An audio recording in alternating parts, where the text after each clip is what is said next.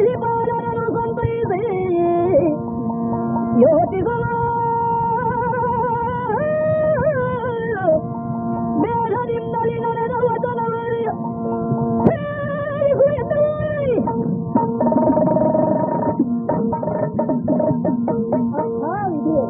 ಇದಕ್ಕೆ ಅಲ್ಲದೆ ಲೋಕದ ಜನ ಅಂದುಕೊಂಡದ್ದು ಕಾಣುವ ಜಗತ್ತಿನಲ್ಲಿ ಕಾಣದ ದೈವದ ಕೈವಾಡವನ್ನು ತಾನಾಗಿ ನಡೆಯುತ್ತಾ ಇರುತ್ತದೆ. ಅಲ್ಲದೆ ನೋಡ್ರಿ, ನೊಂದ ಚಿತ್ರವನ್ನು ಸಮಾಧಾನಗೊಳಿಸಲೋಸುಗ ಇಲ್ಲಿಗೆ ಬಂದು ಹಾಡಿದರೆ ಅವನಲ್ಲಿ ಕೇಳುತ್ತಿರುವಂತಹ ಮಾತೇನು?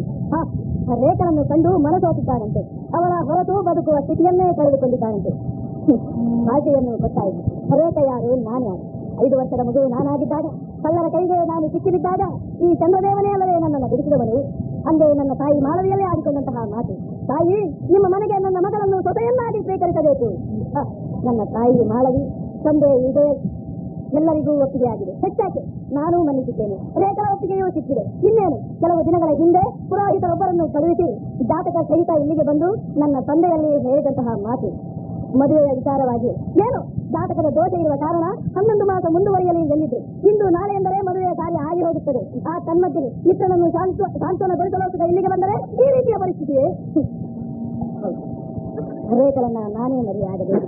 ನಾನು ಮದುವೆಯಾದರೆ ಮಿತ್ರ ಬದುಕಲಾರೆ. ಮಿತ್ರನಿಗೆ ರೇಖೆಯನ್ನು ಕೊಟ್ಟರೆ ರೇಖ ಖಂಡಿತ ಬದುಕಲಾರಳು.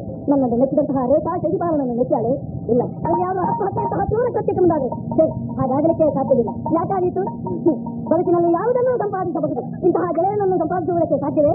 ಒಂದೇ ಗುರುಮಠದಲ್ಲಿ ವಿದ್ಯಾರ್ಥಿನಿ ಮಾಡಿದವರು ನಾವು, ಒಂದೇ ತೊಟ್ಟಿಲಿನಲ್ಲಿ ಬೆಳೆದವರು, ಒಂದೇ ಬಟ್ಟಲಿನಲ್ಲಿ ಉಂಡವರು. ಅಷ್ಟು ಅನ್ಯೋನ್ಯರಾಗಿ ಬದುಕಿದಂತಹ ನಮ್ಮ ಬದುಕಿನಲ್ಲಿ ಯಾವ ವಿರಸವೂ ಉಂಟಾಗಬಾರದು, ತೊಂದರೆಯೂ ಉಂಟಾಗಬಾರದು. ಹಾಗಾದ್ರೆ ನೇರವಾಗಿ ಹಾಕಿ ಚಂದ್ರದೇವನಲ್ಲಿ ನಾನೇ ಕೇಳಲೆ, ನಿನ್ನ ಮಗಳನ್ನು ಶಶಿಪಾಲನಿಗೆ ಕೊಡು ಎಂದು. ಗೊತ್ತಾನೆ ಇಲ್ಲ. ಅತ್ಯಾದ ವಾತ್ಸಲ್ಯವನ್ನ ನನ್ನ ಮೇಲೆ ನಿಂತುಕೊಂಡಿದ್ದಾನೆ. ಅತ್ಯಾದ ಅನುರಾಗದಿಂದ ನನ್ನನ್ನು ಕಾಣ್ತಾ ಇದ್ದಾನೆ. ಹಾಗಾದ್ರೆ ನಾನೇನ್ ಮಾಡ್ಲಿ? ಏನು? ನನ್ನ ಮೇಲಿರುವಂತಹ ವಾತ್ಸಲ್ಯ ಅನುರಾಗ ಸರಿದು ಹೋಗಬೇಕು. ವಿರೋಧ ಭಾವನೆ ಆ ಚಂದ್ರದೇವನಿಗೆ ನನ್ನ ಮೇಲೆ ಉಂಟಾಗಬೇಕು.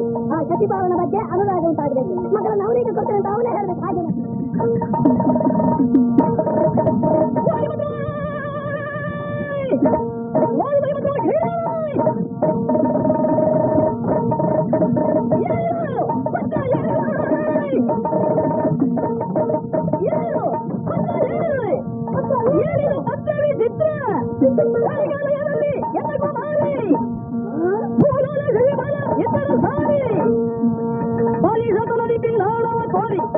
ಗಟ್ಟಿಗಳೆಂದು ಬರವಿಕಾರಿ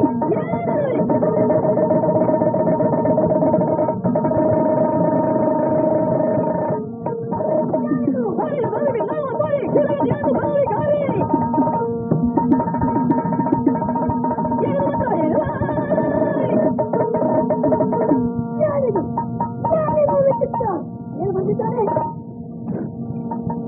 ಚಂದ್ರದೇವರ ಅವಗಾಹನೆಗೆ ನಿನ್ನ ಮಗಳಾಗಿರುವಂತಹ ರೇಖಾ ಕಾರ್ಯಾಲಯದಲ್ಲಿ ಅಮರಪುರಿ ಅಧಿಕಾರಿಯಾಗಿರುವಂತಹ ಶಶಿಪಾಲನ ಜೊತೆಯಲ್ಲಿ ಭರತ ಸಂಲಾಪ ಹಾಡುವಂತಹ ಆಮೇಲೆ ತನ್ನ ಶೀಲವನ್ನು ತೊರೆದುಕೊಂಡಿದ್ದಾಳೆ. ರತ್ನಗಿರಿಯ ಕನ್ನಡ ಅಧಿಕಾರಿ ರವಿವರ್ಮ ನನಗೆ ಆಗತಕ್ಕವ ಅವರೇ ಬರುವಂತಹ ಒತ್ತಡಗಳು ಯಾಕೆ ಬರದ ಸತ್ಯ ಇರಬಹುದೇ? ಅಲ್ಲ, ಯಾಕೆ ಕಬ್ಬಿನ ಹೊಟ್ಟೆಯಲ್ಲಿ ಕೂವಕ್ಕೆ ಹುಟ್ಟಿದಾಗೆ ಹುಟ್ಟಿಬಿಟ್ಟ ಮಾಳವಿ ಪುಣ್ಯಗರ್ತೆ ಅಂತವಳ ಹೊಟ್ಟೆಯಲ್ಲಿ ಹುಟ್ಟಿದಂತಹ ಇವನು ಕುಲವನ್ನೇ ನಾಶ ಮಾಡುವಂತಹ ಕಾರ್ಯವನ್ನು ಕೈಗೊಂಡನಲ್ಲ. ನಾನಿಟ್ಟುಕೊಂಡಂತಹ ಆಸೆಯಷ್ಟು ನನ್ನ ಮಗನಾಗಿರುವಂತಹ ರೇಖನ್ನ ನೀನು ನಿನ್ನ ಮನೆಯ ಸೊಸೆಯನ್ನಾಗಿ ಸ್ವೀಕರಿಸಬೇಕು ಎಂದು ಕೇಳಿಕೊಂಡಾಗ ಒಪ್ಪಿದ್ದಾರೆ. ಅಪವಾದ ಬರಬೇಕಾದ್ರೆ ಏನು ಸತ್ಯ ನಡೆದಿರಬೇಕು. ಯಾರಲ್ಲಿ ಕೇಳೋಣ?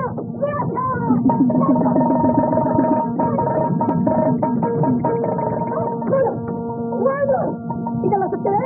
ಇದೆಲ್ಲ ಸತ್ಯವಾಗಿ ನಾನು ಬದುಕುವುದಿಲ್ಲ. ನೋಡಿದರೆ ಪತ್ರವನು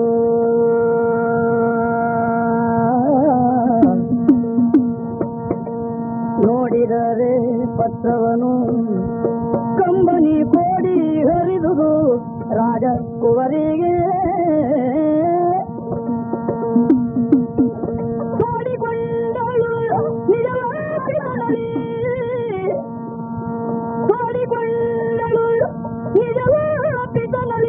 ಗಾಢತನದೇ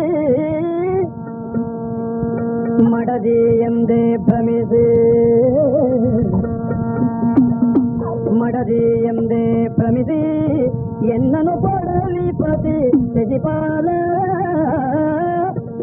ಮೂರ್ಛೆಯ ಪಡಲು ಉಪಚರಿಸಿಯನು ಮೂರ್ಛೆಯ ಪಡಲು ಉಪಚರಿಸಿಯನು ಈ ಪರಿ ನುಡಿಯಬಹುದೇ ಮೂರ್ಛೆಯ ಪಡಲು ಉಪಚರಿಸಿಯನು ಈ ಪರಿ ನುಡಿಯಬಹುದೇ